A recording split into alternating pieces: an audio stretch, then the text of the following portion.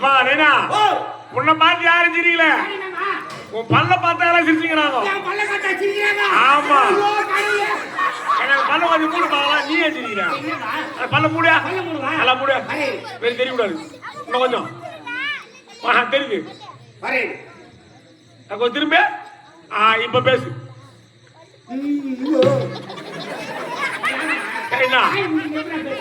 பல்லு அந்த அளவுக்கு அழகா இருக்குது. மிஷின் வச்சு ராவ தர கொஞ்சம் சரி எனக்கு எல்லாருக்கும் வணக்கங்க. இந்த முத்தத்தூர் கிராமத்துல ஏழு குடும்பத்துல பிறந்தவன், யாதவ குலத்துல பிறந்தவன், என் கேட்டா கோணராஜா. எனக்கு 3 பொண்டாட்டி 6 பசங்க. அடேங்கப்பா, மக்களை பெற்ற மகராசன் தான் ஒண்ணுதான் சொல்லணுமா? மகராசன் என்னதான் சொல்லுவாங்க. 3 பொண்டாட்டி 6 பசங்க. 6 பசங்க. இந்த கவர்மெண்ட்ல செவத்துல எழுதி போடுற குடும்ப கட்டுப்பாட்டுக்கு அதெல்லாம் படிக்கிறது இல்லையா நீ? ஏன்னா கவர்மெண்ட்ல கை செஞ்சு அவங்க செவத்துல எழுதிட்டாங்க. எனக்கு படிக்க தெரியுமான்னு கேட்டாங்களா? ஐயா நான் என்னடா பண்ணுவேன், முதல்ல பொண்ணு பார்த்துட்டேன், 2வது பையன் முதல்ல குடும்ப கட்டுப்பாடு படிக்கலான்னு பார்த்தேன். 2வது பொண்ணா போச்சு. சரி 3வது பையன் பிறக்காதா அப்படின்னு பார்த்தேன், 3வது பொண்ணா போச்சு. 4வது பிறந்துரும் அப்படின்னு பார்த்தேன், 4வது பொண்ணா போச்சு. 5வது எங்க மாமியார் பேச்சு கேட்டா 5வது பொண்ணா போச்சு. 6வது இந்த தோச்சுக்கார பாய்க்கிறானே சென்னமலா, அவன் பேச்சு கேட்டா 6வது பொண்ணா போச்சு. இப்ப 7வது முயற்சி பண்ணிக்கிறேன். அப்படியா? கண்டினியூ பண்ணினாரு.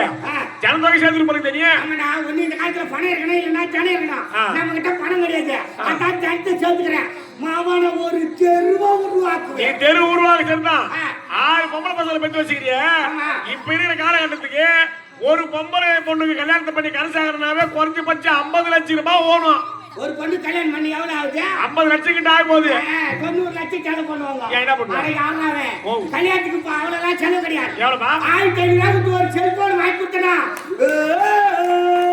1500 செல்போன் எப்படியா ஓஹோ முடியும்? அதுவே டூர் கிளம்பினா எப்படி? 1500 ஒரு செல்போன் வாங்கி கொடுத்தனா, ஒரே ஒரு மிஸ்ட் கால். அவன் பைக் எடுத்துக்கிற அந்த பக்கம், இது பேக் எடுத்துக்கிற இந்த பக்கம். மாத்து போட்டு பார்த்தனா பின்னா ஜாஜானே எல்லாம் சொல்றியா? வெக்கமா அழுவுறியா? 6 மாசத்துல ஒரு விஷயம் வந்தா எப்படியே தெரியாது. 6 பொண்ணு பத்தி வச்சுக்கிறேன். 6 பொண்ணு வந்து சொல்லு எவ்வளோ? ஒரு பொண்ணு கல்யாணம் ஆகுனா 1500 பண்ணா 6 பொண்ணுக்கு ஆச்சு. 6 1 6 6 3 9000த்துல 6 பொண்ணு கல்யாணத்தை முடிச்சோமா? அடேப்பா என்னடா? ஆமா என்னடா? கட்சி பொண்ணு ராதிகா. ஆமா என்ன பொட்டிக்காரங்க? இந்த பொட்டிக்காருக்கு தான். ஏன் பொண்ணு ராஜிகாவா? கட்சி பொண்ணு பேருனா? சின்ன பொண்ணு பேர் ராஜிகா. அடிக்கடி பொட்டிக்கார மிஸ் கால் கொடுக்குறாரு. யார் மாதிரி வேற குமார் ஆகிட்டு போறீங்க?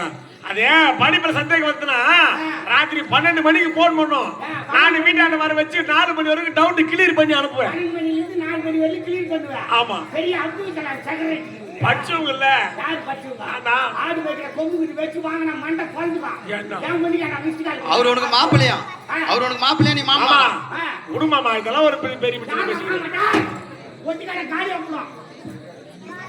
யாமனுக்கு மிஸ்டேக் கொடுறான். 6 பசங்களுக்கு கல்யாணத்தை முடிச்சிட்டோமா? எல்லாம் பேர பத்தி எடுத்துட்டாங்க. அப்பா இந்த நிலைமையில இருக்கிறாரு, தாத்தா இந்த நிலைமையில இருக்கிறாரு அப்படின்னு யாரும் வந்து பார்க்க கிடையாது. நான் ஒரு 40 ஆடு வச்சுக்கிறேன், அது கூட பட்டு குட்டியா தான் போகுது. அதான பெண்ணு நம்ம ராஜ்யா தெரியும். இந்த முத்தத்தூர் கிராமத்துல அது யாரும் எது வந்து 6 வேலை பற்றி விட்டு உட்காந்துருப்பேன். ஊராவுக்கு பயிரெல்லாம் மேய்ச்சிட்டு வரோம். சட்டில் பண்ணாது ஓட்டுக்கு வீட்டுக்கு போடுவேன். இன்னைக்கு யார் பயிரில் போய் இறங்கிச்சோ என்ன பஞ்சாயத்து வைக்கும் போதா வா வா வா.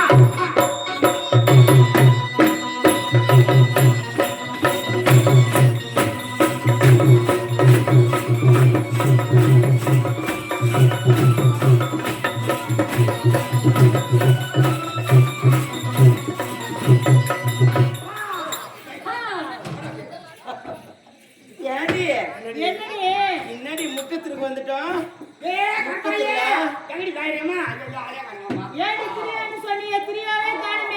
முக்கத்திற்கு ஏரிக்கிற வழியா வந்திருக்கிறோம். அதோ ஒரு பெரியவர் பாரு. பெரியவர் கிட்ட கேட்டா விளக்கம் தெரியும்.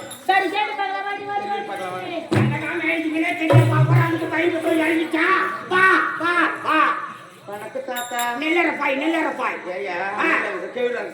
நல்லா இருப்பா. நல்லாதான் இருக்கிறோம். யார் மாட்டீங்க? நாங்க 3 பேரும் பக்கத்து கிராமம். யாருன்னா கல்வி வச்சுக்கலாம். இல்லையா எங்களை 3 பேரும் தள்ளி தள்ளி விட்டுக்கிறாங்க. மாணவரி கலப்படா 4 ஏக்கரை போட்டுக்கிறாங்க. குடி தள்ளியா? குடி தள்ளி பெருசி தள்ளிடுறேன்.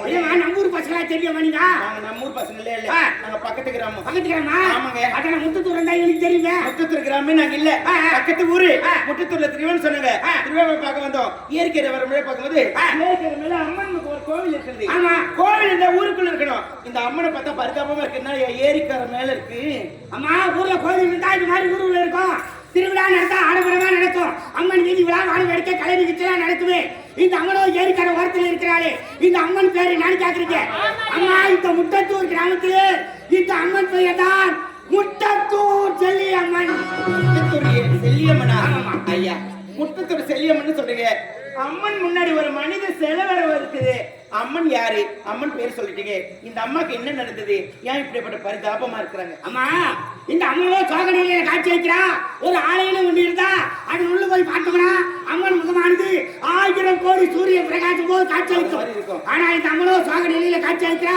ஆலயத்தின் முன்பு ஒரு மனிதன் சிலை வைத்திருக்கிறாங்களே இந்த அம்மனுடைய வரலாறு தெரியுமா கேட்கிறேன் பூலோகத்துல மனிதா பிறந்தா நமக்கு தான் இன்பம் துன்பம் கெஸ்டெல்லாம் ஒரு கேள்விப்பட்டிருக்கீங்க ஆனா ஒரு நேரத்துல இந்த தாயானவே கேட்க கூடாத வழியை கேட்டு கொடுக்க கூடாத வரத்தை கொடுத்து ஒரு மாநில இடத்துல அகப்பட்டு பல சித்திரவதைகளை அனுபவித்து இந்த சோக நிலையில காட்சி அளிக்கிறாங்க அம்மாவுக்கு இன்னிலையா ஆமாமா ஐயா அம்மா கதையை கேட்கும்போது எங்களுக்கு கண் கலங்குது அம்மா வாழ்க்கையில என்ன நடந்தது எங்க மூவருக்கு விளக்கமா சொல்லுங்களேன் இந்த அம்மனுடைய வரலாறு நான் நேரில் போய் பார்க்கணும்னாலும் எனக்கு முன்ன இருந்த பெரியவங்களா சொல்லிக்கிறாங்க ஏதோ இந்த கோணாருக்கு கெட்டு வரல சொல்றேன் கேட்டுக்கிட்டே வரீங்களா அம்மா கைலாயத்து கைலாயம் சிவபெருமானும் பார்வதி விழாவிக் கொண்டிருக்கும்